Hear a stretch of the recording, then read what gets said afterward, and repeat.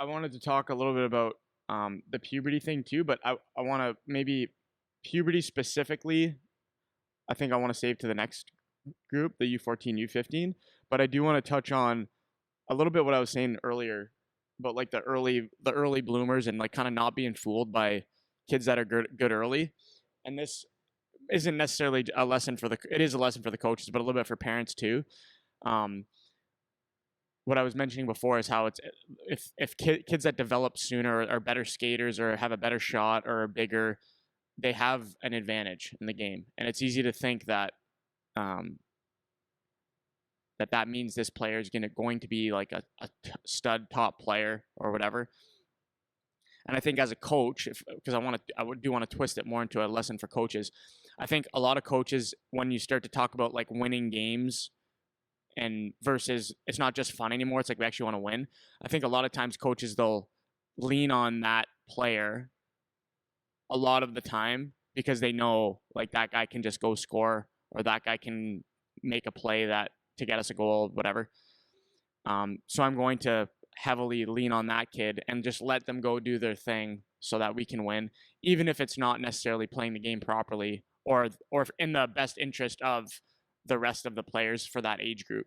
So maybe talk a little bit about your thoughts on that. If you have a kid on your team that is just much better, and then how you would coach in this structure at this age when you got a kid that's maybe a bit of an early bloomer, let's say, where they're a little bit better than other kids. Yeah, well, I think in games, like it's going to depend on your philosophy, right? So if your philosophy is everybody plays and it doesn't matter about the score, then it doesn't matter who's on the ice. Then that's your philosophy. But if your philosophy is I want to develop, but I would like to win some games, then you pick some times out where I need a goal or I need someone to be good defensively or whatever. I need that better player out there. So it's like it's a judgment call on your part. It's like what do you want out of your team? That comes back to your philosophy, right? So like there's no right answer. Um, it's the philosophy that you choose to go with.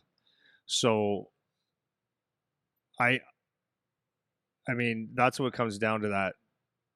What's fair and what's equal, right? So I'm not a like I'm more of a like if we're gonna play hockey, I'm more of a fair, and I got to say this the right way. Fair meaning there's times in the game where someone will get more ice time, will get special treatment, or will get a little bit longer leash, or will get um, important minutes over someone that doesn't. And that doesn't always mean because they're the better player. It could mean because this guy's just going today, right?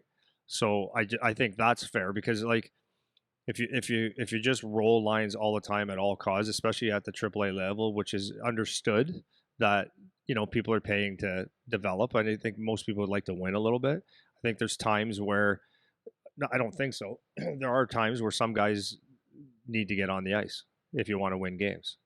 So I think that's actually very important. And it's not unfair. It's not unfair. It's unequal. But It's unequal. It's yeah. not unfair. That's right. We make that distinction a lot. It's Yeah. important to remind people of that difference, right? Yeah. Fair and equal are not the same. It's not the same. You know? So I use an example is, if someone is a really good player and they're dogging it and they're just not having a good game, and someone, you got a guy that's maybe your third line guy that's just playing really well, and he shows like he's cared. Maybe that's the time to feed this guy a bone. But then it might be a tournament. You just know this guy could probably get you a goal, and you want to win a tournament. Like it really is a judgment call, and to me, it's your philosophy, and your philosophy is your philosophy. So if you're a guy that rolls lines at no matter what, you're gonna have a lot of parents that are pissed, a lot, especially at the expense of your better players. And that's where you'll see people say the guy doesn't know how to coach and I'm leaving, and I'm fine with that. Like I get it. Because I didn't enjoy that when it was just like at a certain level. Once we got to this level, like in Adam and stuff, or what do you call it, U10, it was like I could deal with it a little bit. But once you get to like maybe Pee Wee or what do you call it, U13, U12, it's like okay, it's kind of understood that we want to win a little bit here, and you're going to use your best players, right? So and there's lessons in that, right? So that's my philosophy on it. Um, yeah, go ahead. Well, I think it can be frustrating because I remember my parents as well, just like you're saying, getting frustrated with maybe that kid that doesn't play the right way, but can just get you a goal, and the coach keeps giving that kid, and I think that's a really common thing. And sorry, go. Yeah, no, no, no. I was just thinking that the other side of it is that I've said this so many times before, is like it's easy for a parent to look at a coach and say, well, you're making the wrong decision. It's like, Right. but but if you've never coached, or you're not Yeah. in charge of coaching, or you've never played, it's like, not who are you to judge, but it's like maybe there's a different decision, like Yeah. based on some knowledge, Right.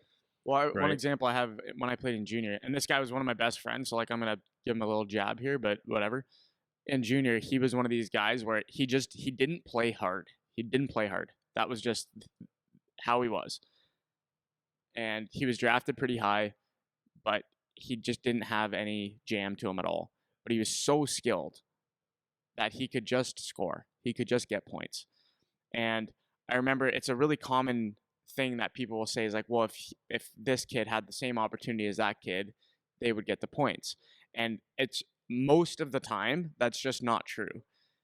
And the reason coaches will continue to go back to that, particularly, I mean, I'm talking about the junior level, so it's maybe not as applicable to the younger triple A's, but the philosophy from the coach is like, if we want to win, statistically, my best chance is to give this guy the ice. And I remember with this one kid that was in junior, my coach didn't even like this kid. Like it was known. Like he was not one of his favorite guys at all, but he could just get you the goal when you needed it. So one example I remember vividly was we were down. I think it was a playoff game or something. We were down 2 goals, and we got like a extended 5-on-3. It ended up being like a 5-minute 5-on-3 power play, and the guy stayed on the entire 5 minutes. Mm-hmm. And It on makes the everyone bench, happy. Yeah. oh yeah, and so on the bench, like everyone's losing it. And I remember like after the game, like parents talking about it, like this Yeah. guy's he was on the ice the whole time. He didn't get off for 1 second, and my coach didn't even try to take him off. Yeah.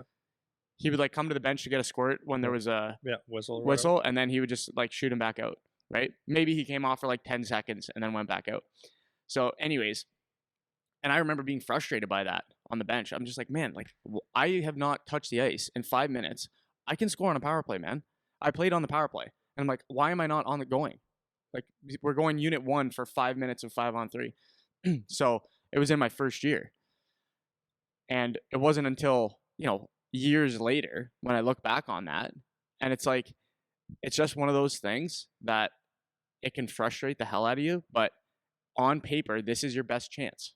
And that is just the reality of the situation. You can think you're as good as the guy that doesn't play hard. Or you can think that you would get the points. Or another thing is if a kid gets on a hot streak, right? Let's say a kid that normally doesn't score, he scored like 3 goals in 3 games. And then the parents are like, well, why aren't they giving him a chance on the power play? It's like, because he's not a power play guy. He's not a guy that is going to consistently deliver on the power play. And then they say, well, if you would give him a chance, maybe he would. It's like, yeah, but he's been given chances in other ways and has demonstrated that he's not at the same level as this guy. So even though this power play has failed in your eyes for the last 5 games, remember we've talked about power play stuff before. Like a 20+% power play is good.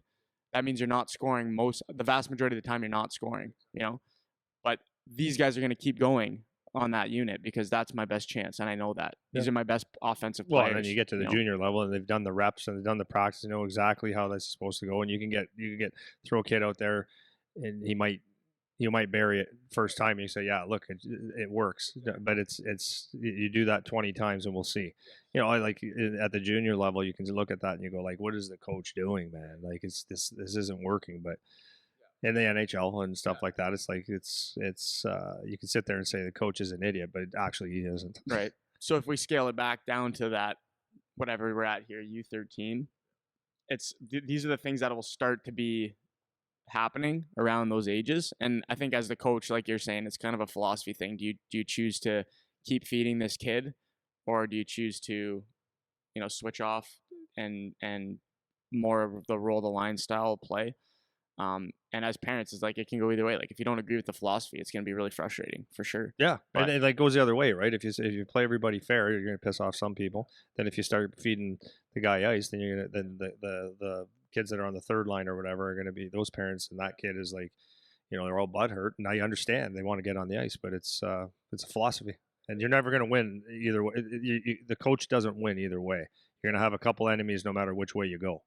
I think the only thing I'll point maybe highlight for the coach is if you do have that kid that's just way better, but he doesn't play the game properly, it is still important that you're not just let that kid freewheel all the time because that he'll win you some games or he'll get you some goals or whatever. Like, it is important that you're coaching that kid to try to fix those problems, because I've seen that with especially teams around here where it's like we're not a huge center, and sometimes you'll get a kid that's just better, and coaches that don't necessarily know what they're doing, they'll just lean on that kid and they don't coach the kid. It's just like, because they just care about winning. Like, their philosophy is about winning rather than like developing the kids and coaching. So they'll just let that kid freewheel, which I don't think that's a good thing either. Well, that's what I was saying earlier about, you have to get in their ear early about things. So the kid, because hey, listen, a lot of the kids that are the best players, they hear from their parents because the parents maybe don't understand how hockey actually works, and they think they got a star. So it's like you get a goal or 2 goals and you had a good game. So the coach, on the other hand, could be sitting there. If he's doing a good job, he can be pointing out those deficiencies of your effort here is not good. You have to play the right way. And with the caveat too, like if you want to be a hockey player, like these are the couple things that you have to do, and you continue on it. And a lot of those kids will just be, yeah, I got goals, right? Yeah. But you've done your job, because if they are good, because I've seen that too, guys that just, you actually start disliking them as players because it's just like they think they're better and they're smarter. And then and sometimes it just works out because what they did, they built this confidence or whatever to do whatever they want to do, but they get to junior and then they get straightened out and they're okay, they get it. But the point I'm making is that if you don't get in their ear a little bit about it, or if they don't hear that 1,000 times and they keep shrugging you off, eventually at some level, if they're good, they're going to hear it and they're going to not get ice time, and then they're going to either get it or they don't. So like as a coach, you've done your job saying, when you get to junior or pro or whatever level that is, college, and the coach says, no, you have to be coming back to your own end hard, and you're not going to play until you've learned defense. Like if you get drafted to the London Knights, if you don't, you can score goals, but if you're not defensively sound, you're not playing. You might be in junior B, and you learn that lesson quick, right? So it's like you go, oh yeah, that's, that Eric told me that for 50 or 500 times. I guess maybe it's I heard that before. Yeah, maybe he's heard it. You've done your job, right? Yeah, for sure. And maybe they don't recognize that, but you've done your job.